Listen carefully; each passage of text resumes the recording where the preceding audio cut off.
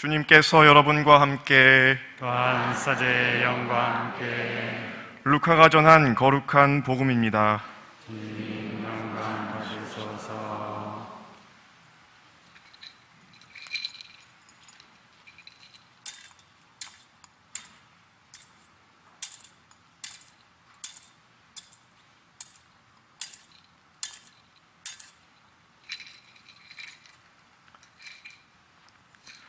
그 무렵 아우구스투스 황제에게서 칙령이 내려 온 세상이 호적 등록을 하게 되었다.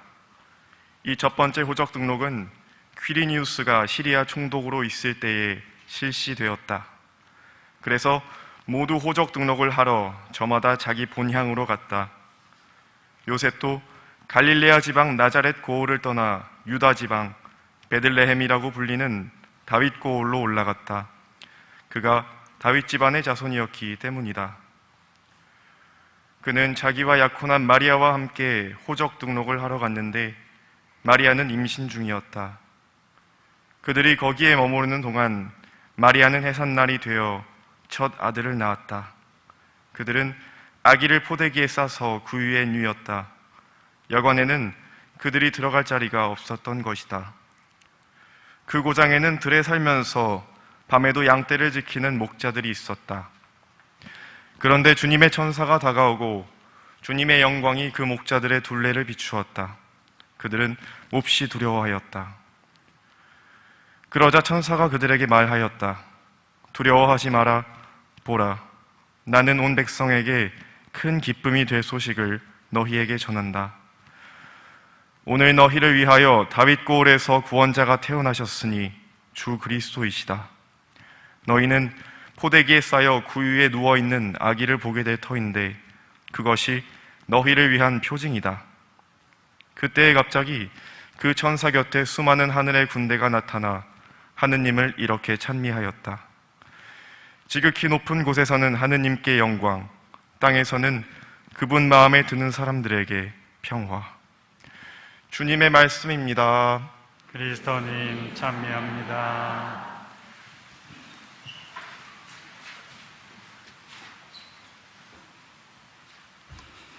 천미 예수님, 하나님의 복동이 고맙습니다. 고맙습니다.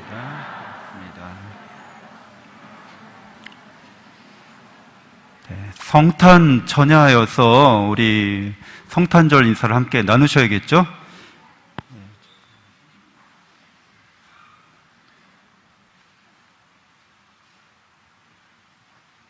제가 먼저 선창할 테니까 세 번 할 거예요. 제가 선창하고 여러분들도 크레센도로 점점 크게 하셔야 돼요.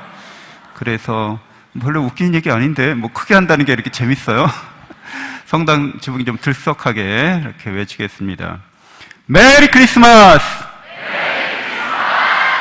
메리 크리스마스! 메리 크리스마스!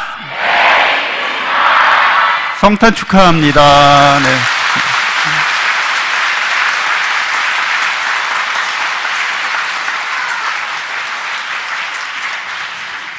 네, 오늘 성탄 전야 미사로 성당이 꽉 찬 모습을 보니까 원래 이래야 되는구나. 근데 오늘 예수님 성탄을 맞이해서 많은 분들이 함께 미사 참여하고 있는 이 자체가 하느님께 영광이 되고 또 우리에게는 평화가 되기를 기원하면서 시작할까 합니다. 간략하게 지금 여러분들 미사 오늘 성탄절례 때 못 보시던 분이 계실 거예요. 그렇죠? 우리 그동안 우리를 함께 사목 현장에서 저를 도와서 함께 사목하던 황용규 우리 부제님이 우리 보좌심님이 가시고 조보성 우리 바오로 새 보좌심님께서 상현동에서 오셔서 이 전례와 함께 계십니다. 또 우리 구본우 비오 부제님이 유학을 마치시고 또 화요일날 우리와 함께 이렇게 공동체에 생활하시게 되었습니다. 또 오늘 특별히 이 성탄 전야 기쁨의 미사에 우리 제가 존경하는 이상원 플로렌시오 신부님께서, 선배 신부님께서 함께 하고 계십니다. 그동안 우리 미사와 전례에 코로나로 인해서 이렇게 단절됐던, 멈추고 있던 많은 분들이 함께 하시기를 희망합니다. 또 앞으로도 계속해서 모든 미사가 이렇게 빈자리가 없었으면 하는 마음이 있습니다. 저의 희망사항인데 여러분도 같은 희망을 갖고 계시죠? 네, 그렇습니다. 반드시 그렇게 되어 갔으면 좋겠습니다. 오늘 예수님께서 베들레헴에서 태어나시잖아요. 베들레헴이 무슨 뜻인지 아시죠? 빵집. 누가 얘기했지? 너 이렇게 똑똑하니? 네, 빵집이란 뜻입니다. 네, 베트라는 말은 집이란 뜻이고, 레헴은 이제 빵이란 뜻이기도 하고, 고기, 양고기, 이런 뜻도 있어요. 그러니까, 우리를 먹여 살리는 집, 우리 양식의 집, 이렇게 할 수 있겠습니다. 거기에 아기 예수님이 태어나십니다. 아기 예수님은 당신을 말씀하실 때, 당신의 신원을 말씀하실 때, 나는 길이요, 진리요, 생명이다 라고 말씀해 주셨어요. 그래서 우리는 예수님의 길을 통해서, 사랑의 길을 통해서 우리 역시 사랑의 길을 배울 수 있겠습니다. 예수님 사랑의 길은 필리피서 2장 6절에서 11절에 이렇게 잘 묘사되어 있는데 같이 한번 읽어보겠습니다.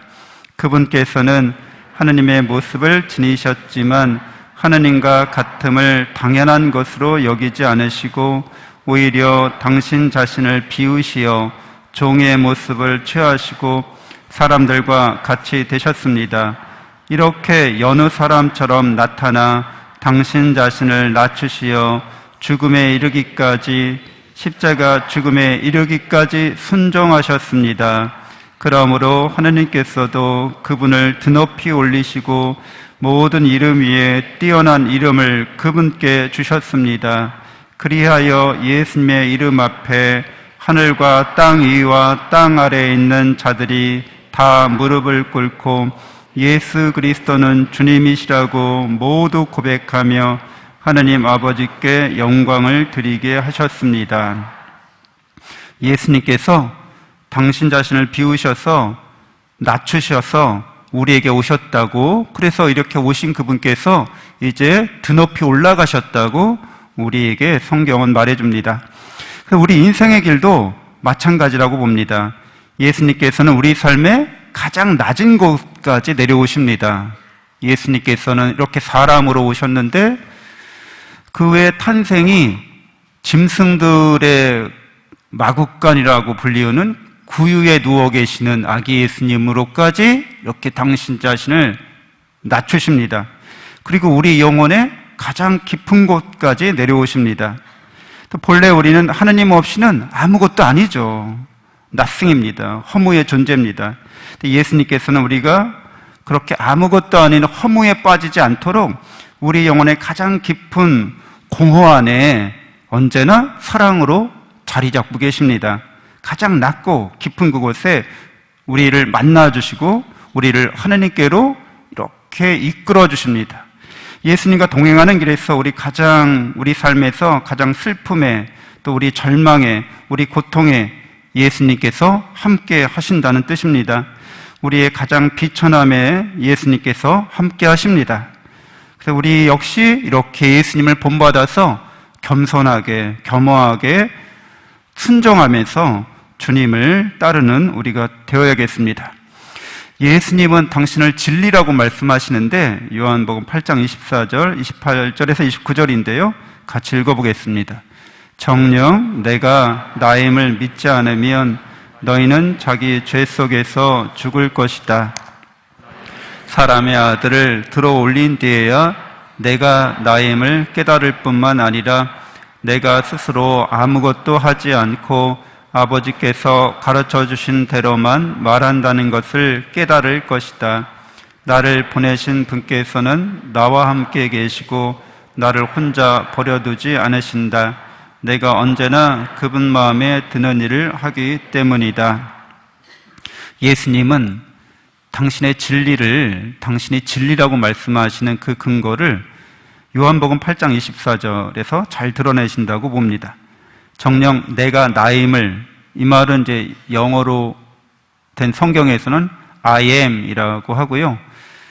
그리스어에서는 에고 에이미라고 하는데 히브리어에서는 바로 야훼를 뜻합니다. 하나님께서 당신 자신을 드러내신 거죠. 모세가 당신은 이름이 어떻게 되는지를 물어봤을 때 야훼 하느님이라고 드러내십니다. 곧 I am that I am으로 당신을 드러내신 거죠. 근데 예수님이 정녕 내가 나임을 너희가 깨닫지 못하면, 믿지 못하면 우리는 우리 죄 속에서 죽을 거라고 말씀하십니다. 예수님이 하느님인 걸 언제 알 수 있느냐? 사람의 아들이 들어 올린 뒤에야, 사람의 아들을 이렇게 십자가에 들어 올린 뒤에야 너희가 내가 하느님임을 알게 될 거라고 우리에게 말씀해 주십니다. 그래서 예수님이 말씀하신 이 진리는 알레테이아라고 나와 있어요. 이 알레테이아는 어떤 의미를 갖고 있냐면 부정형 접두사 아가 들어가고 뒤에는 레떼라는 말이 이렇게 들어가요. 그래서 이게 합성어인데 아란 말은 이제 부정한다는 뜻이니까 뒤에 레떼라는 말을 부정합니다. 레떼는 뭐냐면 망각하다, 은폐되어 있다 이런 뜻이에요. 그러니까 알레테이아 그러면은 망각할 수 없는, 은폐할 수 없는 이런 뜻이 됩니다. 그러니까 우리의 진리는 누구나 다 보편타당하게 자명하게 알고 있는 거라고 말씀드릴 수 있습니다. 그러니까 예수님은 알레테이아를 깨닫고 계셨는데 예수님에게 알레테이아는 당신이 하느님이라는 거예요. 당신이 하느님과 같으신 분이라는 거예요. 하느님의 아드님이라는 그런 알레테이아를 갖고 계셨습니다. 그래서 예수님은 신으로서, 하느님의 아드님으로서 태어나고 싶어서 태어나신 분이라는 거예요. 우리를 죄악과 죽음에서 구원하시기 위해서 당신이 태어날 시간과 장소를 선택하셨습니다. 그리고 가족을 선택하셨습니다. 아버지와 어머니를 선택하신 거죠. 그리고 당신이 할 일을 하기 위해서 이 세상에 오신 분입니다. 그래서 예수님께서 이렇게 망각할 수 없는 사랑의 진리를 늘 자각하고 계셨기 때문에 예수님은 우리를 사랑하시기 위한 당신의 자유의지로 이렇게 또 사랑으로 태어나셔서 사랑으로 늘 순종하시면서 십자가에 이르기까지 순종하신 겁니다.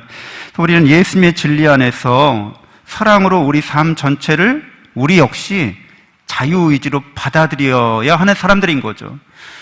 한 10년 그 이전 일 같은데요. 해외 토픽에 나왔던 일인데 어떤 아들이 자기 부모를 고소했어요.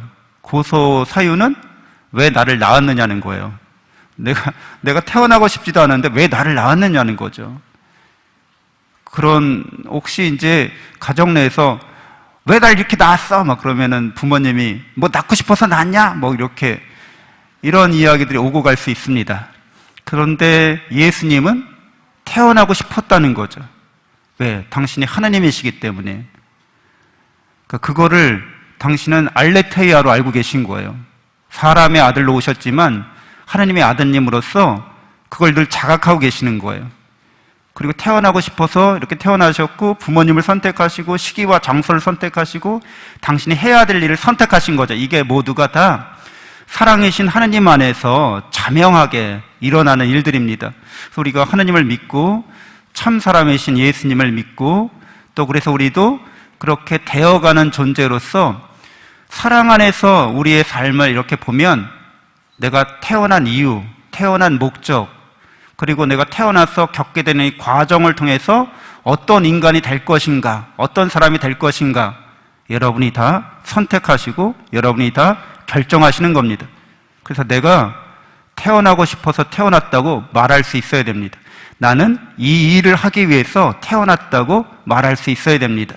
그러려면 늘 이렇게 예수 그리스도의 사랑 안에서 자기 삶을 이렇게 성찰하고 이해하고 의미를 부여할 수 있는 그런 예수님의 제자가 되어야겠죠. 그래서 우리는 사랑을 위해서 사랑 안에서 선택하고 투신하고 헌신합니다. 그래서 우리 인생의 의미를 사랑 안에서 자명하게 깨닫게 됩니다. 예수님은 당신을 생명이라고 말씀하십니다. 그래서 요한복음 11장 25절, 26절 같이 읽어볼까요? 나는 부활이요 생명이다. 나를 믿는 사람은 죽더라도 살고 또 살아서 믿는 모든 사람은 영원히 죽지 않을 것이다. 너는 이것을 믿느냐라고 말씀하십니다. 예수님께서 이렇게 가장 낮은 곳까지 또 가장 깊은 곳까지 내려오셨다가 다시 하나님께로 이렇게 돌아가십니다. 그래서 우리들도 가장 비천하고 가장 깊은 곳에서 하나님을 만나고 예수 그리스도로 말미암아 하나님께로 가까이 나아가는 삶을 살게 됩니다. 우리는 하나님께로부터 왔다가 하나님께로 돌아갑니다. 그 길에 예수님이 늘 우리의 동행자가 되어주시는 거죠.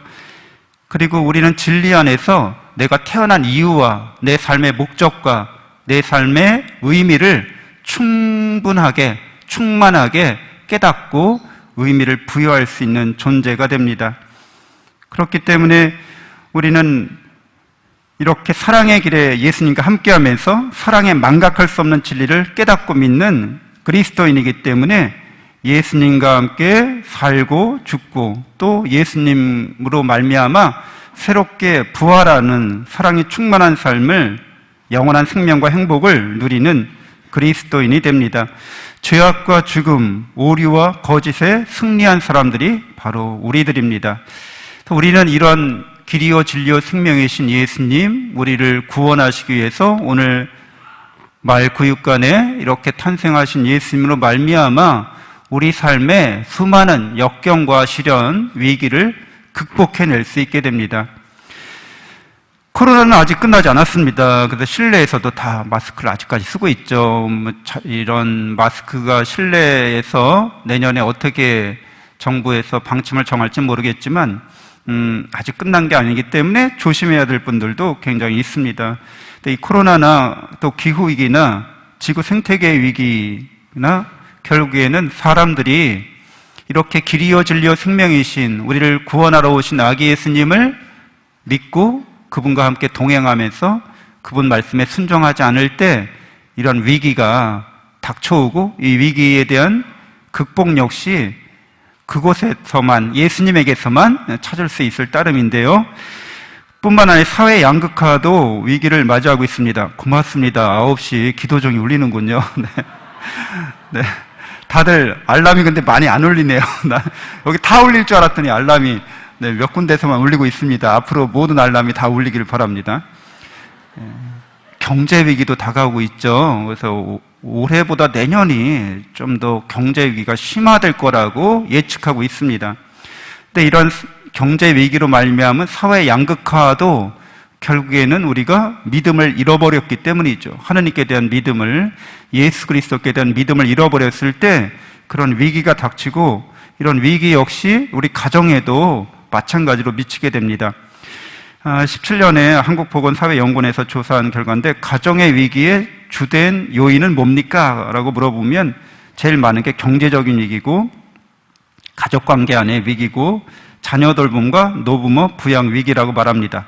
그런데 이거 이렇게 우리 이런 코로나나 기후 위기나 사회 양극화 위기나 가정의 위기나 그 핵심에는 돈이 자리 잡고 있죠. 그러니까 돈에 대한 욕심, 돈에 대한 믿음, 돈에 대한 희망, 돈에 대한 사랑이 모든 위기를 불러오고 있다고 우리가 판단할 수 있습니다. 그래서 그리스도인들은 신앙의 믿음의 힘으로 이런 위기에 대응할 수 있어야겠습니다. 그래서 우리는 위기의 본질이 결국 인간이 예수님의 길을 동행하지 않고 이렇게 부정할 수 없는 명백한 진리를 부정하고 사랑과 은총의 삶을 살지 못함에 있음을 잘 알고 있습니다. 올해를 마무리하면서 내년 2023년에 임해동 신자 공동체가 우리 한 사람 한 사람이 또 우리 가정 공동체가 길이요 진리요 생명이신 예수님과 함께 이런 위기들을 잘 극복하고 이겨내고 승리하는 우리 공동체가 되기를 바랍니다. 예수님과 함께 새로운 한 해를 걸어가고 예수님과 함께 자명한 사랑의 진리를 증언하고 또 예수님과 함께 영원한 부활의 삶을 증거해 나가는 우리 모두가 됩시다. 아멘.